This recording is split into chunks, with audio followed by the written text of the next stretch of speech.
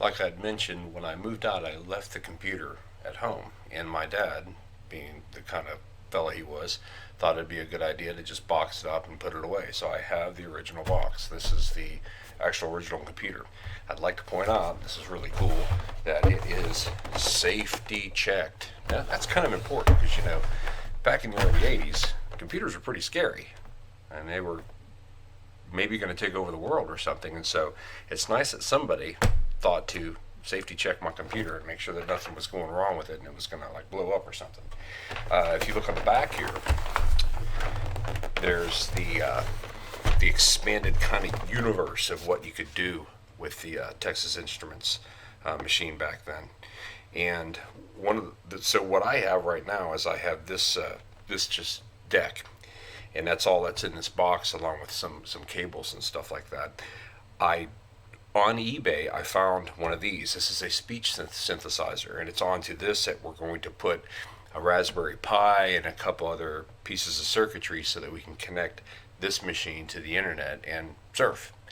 Right? So, but these speech synthesizers, you can find them on eBay. You can find most of these components on eBay in various forms and conditions. I actually found one that was in a box.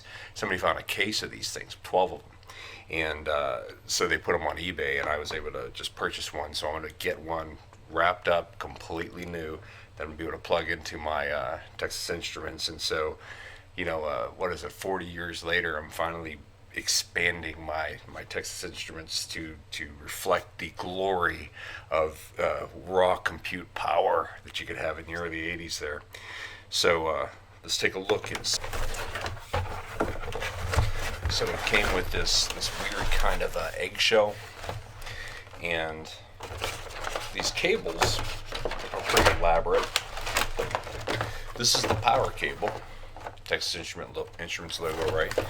And I don't know, man. I mean, it's just an enormous cable. It's got all these kind of connectors to it, but cable for power. This was the box that you used to connect to your television back in the old days when you had the VHF and the UHF, and you had the screws on the back of the television.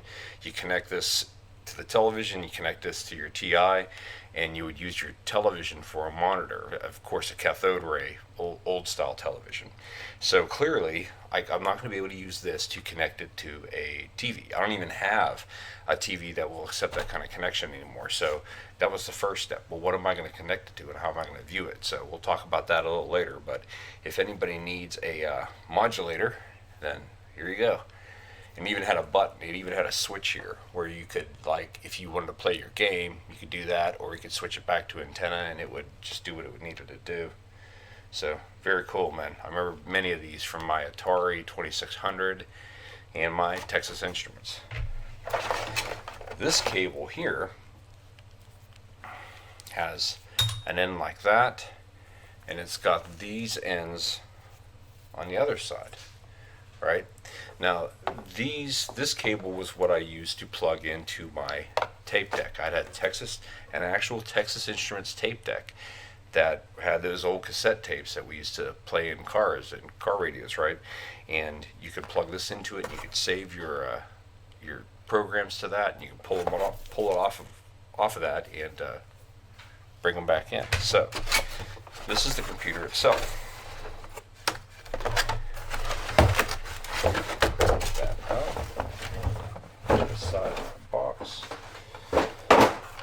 In all of its glory, the TI 99-4A. It's only a model.